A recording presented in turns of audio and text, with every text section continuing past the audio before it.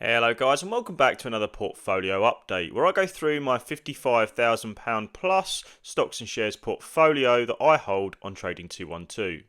This is made up of just 9 companies that are monopolies or have a particular competitive advantage in their field, all with a focus on years of positive free cash flow that I expect to grow into the future. I'll cover the overall return of the portfolio in more recent times, outperforming the market this month, then jump into my buys that I've been making. I recently added substantially to one position in particular. Then we're going through each position, their weighting and overall return so far in the portfolio, one of which has returned over 30% in less than a month. If you get something out of this video, then please consider leaving a like and maybe consider subscribing to the channel to help it grow. So my overall value for this portfolio has broke through a new milestone, I guess you could say, at £55,000, and it's actually sitting around about £55,900 or so right now. It did break through that £56,000, but I don't think I can do a home run on that one just yet. And we've now got around about a return for the past year of 53%. And about £14,800 in the green in overall return, with the net deposits of sitting about £40,800, and that is all with us starting the year in February the 5th around about £6,600. So it has grown substantially, mostly through deposits in that time. And if we look at this on a time-weighted return basis for the year, we can see that the time-weighted returns for this portfolio, also including another investment outside of the portfolio, is sitting at 29.74%. That's as of around about a year ago. And we've got SPY or the market performing at about 21.74%. So it's outperformed in the space of a year. Closing it down to a month, we can see that our performance has continued this month or the year to date, which is the same at this sort of point, with a time rated return of around 6 to 7% and SPY returning around 3% in the same time frame. You'll notice that the portfolio value at the top is actually different from the overall value that we have in our Trading 212 portfolio by about £4,000 or so. That's because one particular investment that we'll be talking about in this video is outside of the stocks and shares portfolio and doesn't come up on the Trading 212 account. Now let's talk through my buys. I made 2 technically, but it was the same company. And I'm not really too surprised that people might know it. I bought 2 shares initially before their earnings report for ASML at $684 per share. And then before being thoroughly impressed with their earnings report, I added 3 more shares to my position, which added an overall value of £2,908. And if you missed this earnings report, it was extremely good in my opinion. It beat on the top line revenue, operating margins by 197 basis points and EPS. But the key beat was net bookings and free cash flow. Now their net bookings came in over 100% over the expected number of 3.5 billion. And their free cash flow was also very good at 9.5 billion euros. However, this is slightly skewed due to one-off sales that the company made. All told, their net sales was up 28% year over year on these numbers, and EPS was up 31% year over year, showing this is a shareholder-focused company that, while cyclical, is performing very well. So this brings this position up to over £4,000 at 7 shares at an overall value of £4,100 or so, and it's up by about £120 or around 3%. Our cost per share sits at around $716 per share, and I quite like it there. I would prefer to get it under the $700 mark, but I still like this position at below $800 if I'm honest, because I do think the company is sort of turning it around in terms of their fundamentals. This now makes up around 6 to 7% of the overall invested money as part of this entire portfolio, and I quite like it there as it is a very good quality holding. But now we can move on to the investments as part of our stocks and shares portfolio. This is about growing what our investments are in this portfolio, hence why I've only said £55,000 invested, even though we've got about 59k invested. And our biggest position that I have and have a lot of faith in is Amazon. Now I've got 74 shares at over £14,000 now. We broke through a bit of a barrier there. And we're up about £3,789 on the position, or around 36%. And we can see the FX impact is affecting and helping us out a little bit there, but our average share price is sitting at $176 per share. Weighting as part of this portfolio, excluding ASML, is 25%. And that just shows I've got a considerable amount of weighting, over 1/4 of the portfolio in Amazon, and it's because I have such high conviction in this holding continue to grow in the future. Amazon was one I was buying on this dip here between the 160s to 180s, and that was at a time when Amazon's operating price to operating cash flow was at its lowest point in about 10 years. So I saw a good opportunity, and I've been rewarded over time with a continued increase in share price. But the fundamentals still look good, and I still hold on to Amazon, and I'm not selling any shares. And then we have Brookfield Corporation. I have 216 shares at a value over £10,000 now, £10,700 or so, up by over £2,000 or around 24%. And this is one I was adding to on this sort of dip here. It sort of dipped down to $55 mark, and I was adding at that sort of point. And I really liked the sort of dip that we saw because I added around £1,000 to this position, and now it's over that 10,000 gap that I wanted to get it over. I was sort of adding below around $44 mark, and it's sort of gone up since then, raising our cost per share to around about just over $50. Its weighting is now sitting as part of this individual portfolio at 19.3%. I like it around 20% as part of this portfolio, and as the overall value of the portfolio grows, I'd really like to get Brookfield continuing to increase as part of the weighting of this particular holding. So I could see this one grow as part of the portfolio. I've got a lot of faith in the management team, as I've spoke about before at length, and I really like this business and would probably look to add to this position on the current price to fundamentals right now with how the market is currently looking.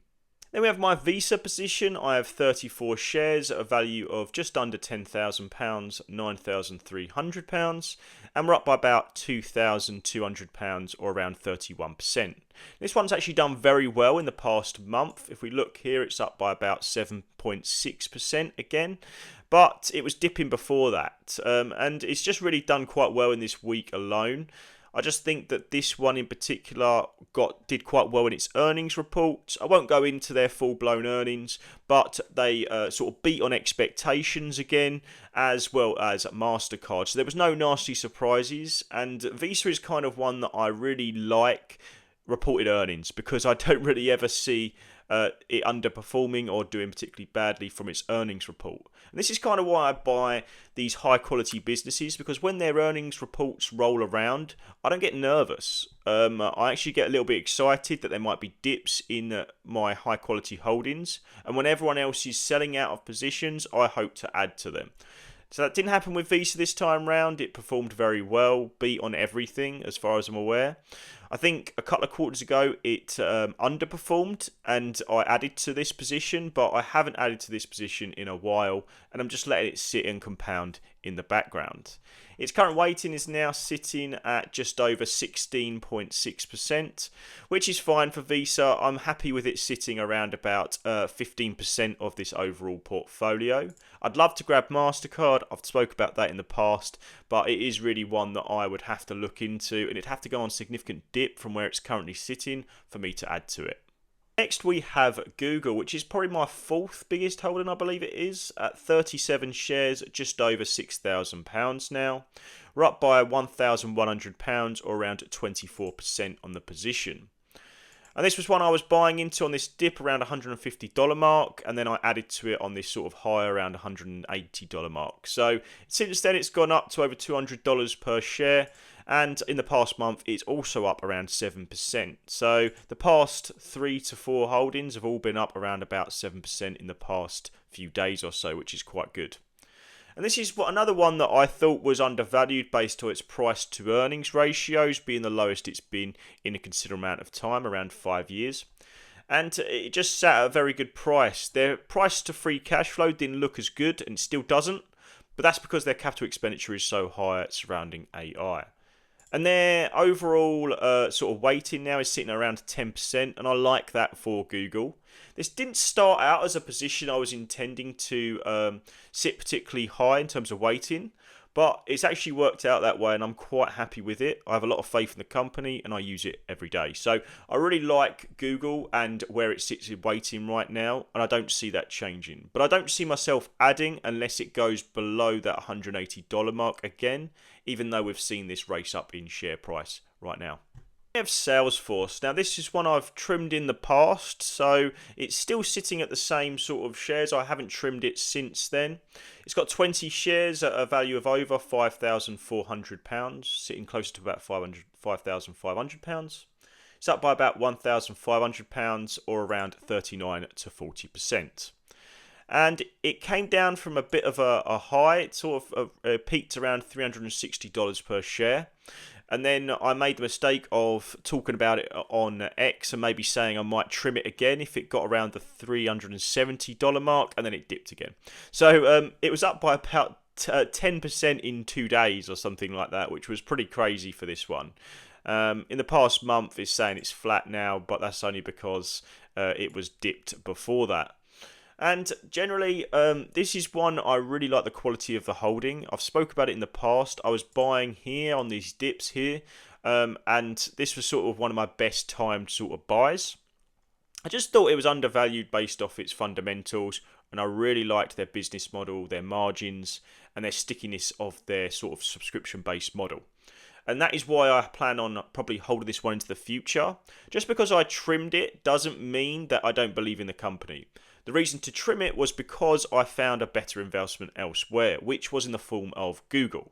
And since that time, Salesforce is around about 5% up from when I sold it, or around £3,000 worth of this. And I bought Google, and now it's up over 24%. So you can see the opportunity cost with sometimes holding on to these individual holdings if they're not going to perform in the short term and you see other opportunities. So that's the one that just locked out, but it might not be always the case in the future, in the near term. But I don't plan on trimming it right now. I don't think that I would rule it out though. So Salesforce is one that if I saw it shoot up because people got really excited about AI, then I would consider trimming it again if it got a substantial weighting. And its weighting is now sitting at about 10% still. At one point this sat closer to about 17%. So I quite like that it's sitting around 10% closer to Google now. But you can see that Google's performance and weight in the portfolio is now outweighing that, which is quite something when this used to be at number 2 position in the overall portfolio. Then we have MELI or Mercado Libre. We only have 2 shares now. We originally had about 2.3, and I think we went up to 3 shares at one point. We sold some to buy a bit of HIMS, and it's actually outperformed in that time frame. So HIMS has actually outperformed since the point of the sale, which I'll show shortly. But Mercado Libre has also gone up. We actually had to sell at a bit of a low, which I'd prefer not to do. I still thought they were both undervalued.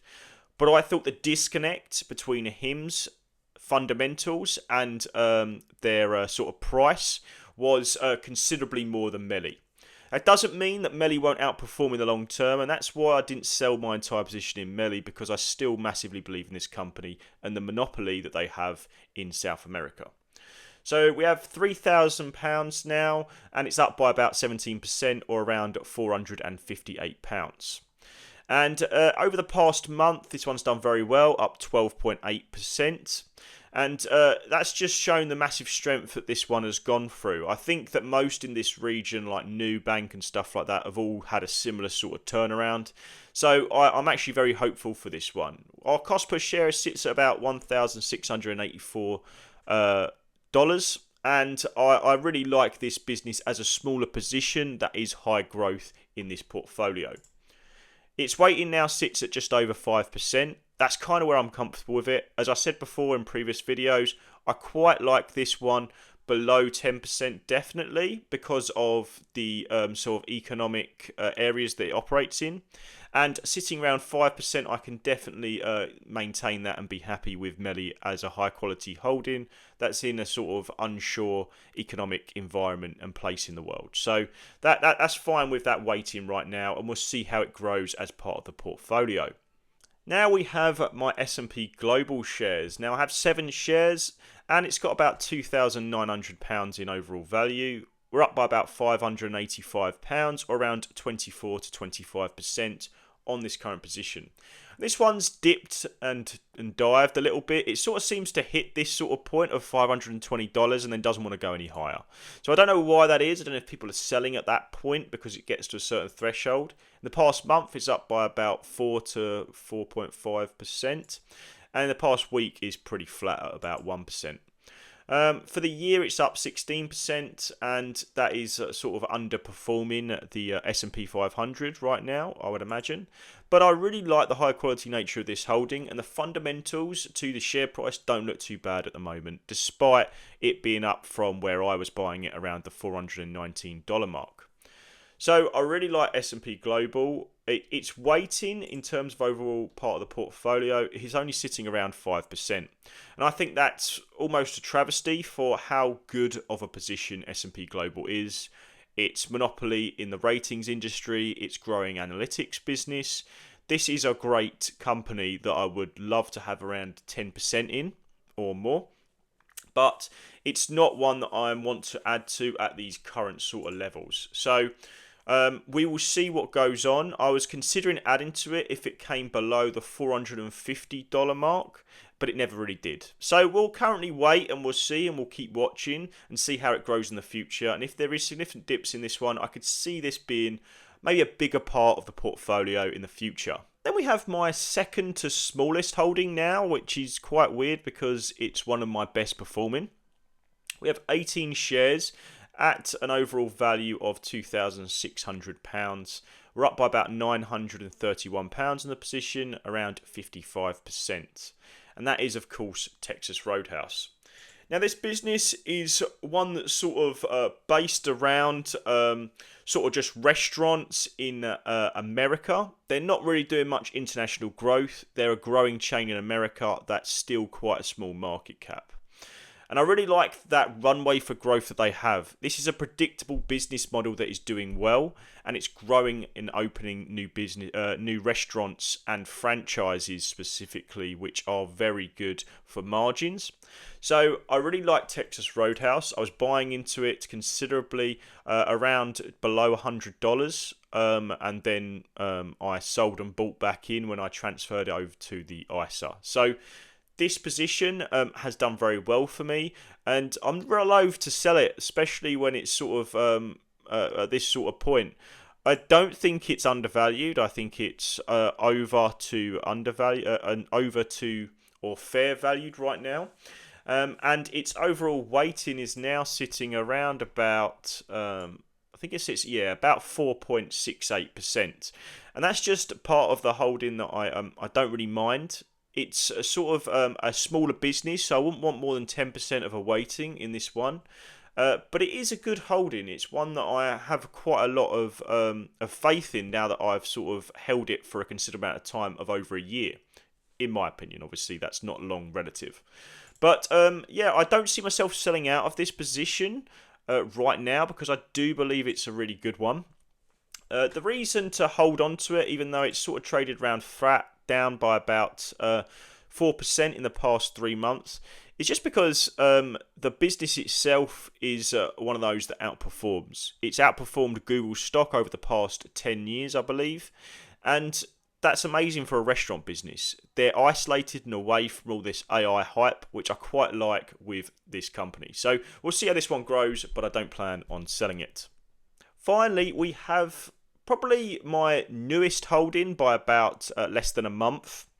It's Hims and Hers, which I really liked when it was at a share price of around $26 per share, and I really liked it below $30.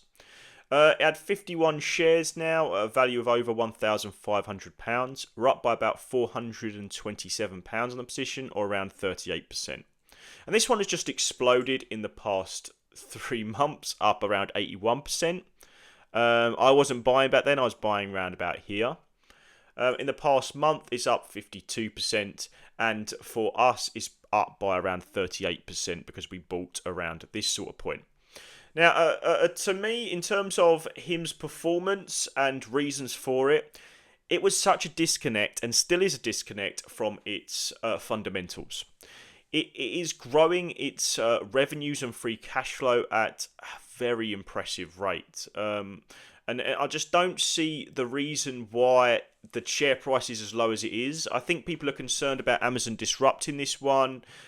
People are uncertain of the particular holding. Its weighting now is currently sitting around about it's currently sitting around 2.7%, or around about 3% of the holding, and it was around 2% when I first bought into it, and I bought in using trimming from other stocks like MELI, and a little bit of like just small amounts from other positions, as well as from free cash that I had in this portfolio.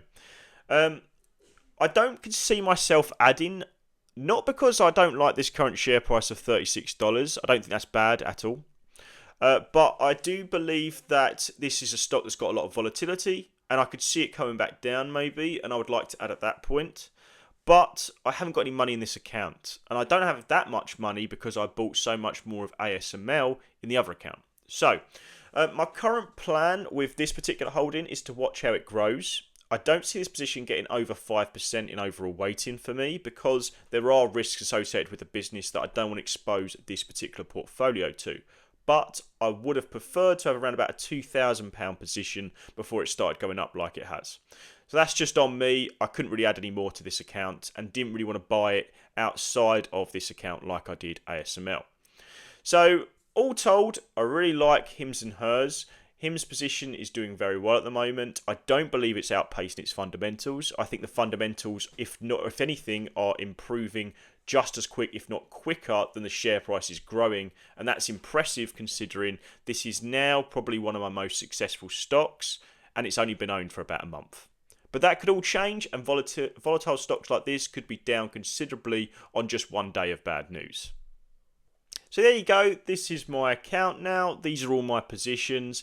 And in general, I'm really happy with how they're performing.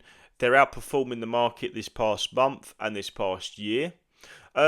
If they were underperforming, I would still love the companies. I invest in companies, not stocks, and I generally believe in all of these businesses, and that's why I've invested in them for the long term. Their near-term performance doesn't really matter to me, but it is nice to see that people are recognising the fundamental improvement in these businesses. In terms of positions I'd like to add to, and positions in overall sort of good value right now, I still believe that Brookfield Corporation doesn't look too bad on its share price. I know that's hard to believe, but generally I believe this one will continue to grow and do very well in the near term, and it's something I would like to add to in the future and get overexposure to. Just like when Amazon was quite low, in my opinion. Its price to free cash flow, or the distributable earnings, which is the metric that they use, I think still sits around about, I think it's still below 20. So I'll have to look into that, but I do believe this one is still looking attractive. In terms of after that, I still think MELI below $2,000 is very good. I don't know if I would want more weighting to it, so that would be something I'd have to explore, and I don't have any cash anyway, so I don't know why I'm postulating like I'm going to buy more, but I'm not. And I spoke about it, but HIMS is still looking attractive despite this run up. I don't know why I say that, other than the fact that its price to free cash flow is still sitting around 20, I believe now. I could be wrong there. But I would look to add more to this position, even now. But I sense that this is going to be a volatile stock. So I wouldn't necessarily worry too much about it. If you bought here, it would have dipped and you'd be like, well, why have I done that? And it's now gone back up. And same here and same here. So really, to me, its trend is overall going up because the fundamentals are improving, and that's what I try to do. If the fundamentals of business are improving, the share price will eventually follow. But like I said, I was buying more of ASML. I still think that's a good share price. I think Hims and Hers is still a good share price despite this run up. MELI and Brookfield Corporation. In terms of ones I want to pad out as part of this portfolio, I would have loved to have added to Hims. I'd love to see some weakness in Hims when I get some more money in this account in April. And additionally to that, Brookfield Corporation, I don't know why, but I really want to continue adding to this business. Every time I see this business or something about it, I see good things. So I don't know why, but that is one that I really want to bulk out even more, and upwards of that 20% allocation, which is weird for me because I don't usually like that being overbearing, and I've only done that with Amazon, really, if I'm honest. But that's just about it. What do you guys think? Do you like the portfolio? Let me know down below. And as always, thanks for watching. I really do appreciate it, and I'll catch you in the next one.